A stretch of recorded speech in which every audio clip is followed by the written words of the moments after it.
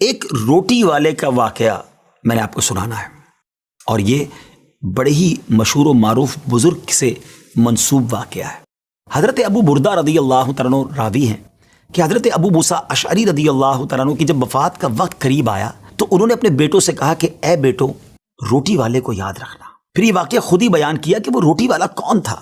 آپ نے کہا کہ ایک شخص تھا جس نے 70 سال اللہ کی عبادت کی، بڑی عبادت کی، مگر 70 سال بعد جب وہ باہر آیا تو شیطان نے اس کو بہکایا اور وہ ایک عورت کے فتنے میں مبتلا ہو گیا۔ 7 دن اور 7 راتیں وہ اس عورت کے ساتھ رہا، غلط کام ہو گئے۔ اب اس کو پھر شرمندگی ہوئی کہ یہ میں نے کیا کیا، 70 سال عبادت کی اور یہ 7 دن اور 7 راتیں میں نے گناہ میں گزار دی۔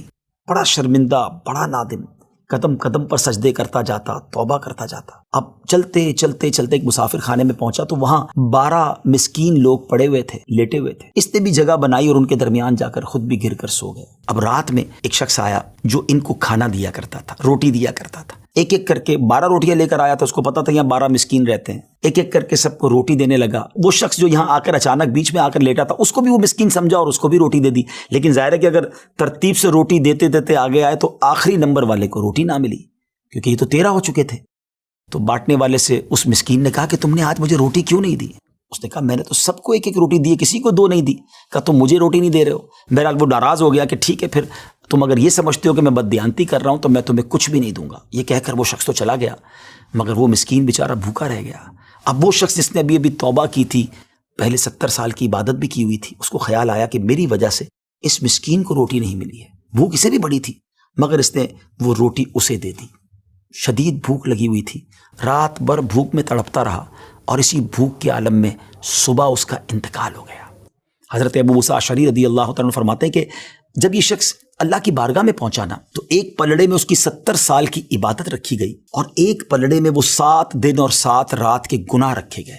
تو فرمایا کہ وہ گناہ جو تھے وہ 70 سال کی عبادت سے آگے بڑھ گئے، یعنی اب اس کے لیے گویا حکم ہو سکتا تھا کہ وہ جہنم میں جائے، مگر ان 7 دن کے گناہوں کے سامنے وہ روٹی رکھی گئی، اور اس روٹی کی برکت سے، کیونکہ وہ اخلاص کے ساتھ ایثار کی گئی تھی، مسکین کی مدد کی گئی تھی، وہ 7 دن کے بڑے بڑے گناہ معاف کر دیے گئے اور وہ جنت میں چلا گیا۔ پھر آپ نے اپنے بچوں سے کہا بیٹا روٹی والے کو یاد رکھنا۔ ناظرین یہ واقعہ واقعی دلوں کے تار چھیڑ دیتا ہے۔ 2 باتیں سیکھنی ہیں کہ بعض اوقات کچھ لوگ کہتے ہیں یار میں نہیں بہک سکتا، میں تو بڑے اچھے ماحول میں ہوں۔ نہیں جناب، شیطان نے بڑوں کو بہکا دیا ہے۔ ہمیں اپنی صحبتیں اچھی کرنی ہوں گی، اللہ کریم سے شیطان کے مقابلے میں پناہ مانگنی ہوگی اور اپنے آپ سے ڈرتے رہنا ہوگا کہ نہیں میں بھی گناہوں میں مبتلا ہو سکتا ہوں، مجھ سے بھی کوئی بڑا گناہ کہیں نہ ہو جائے۔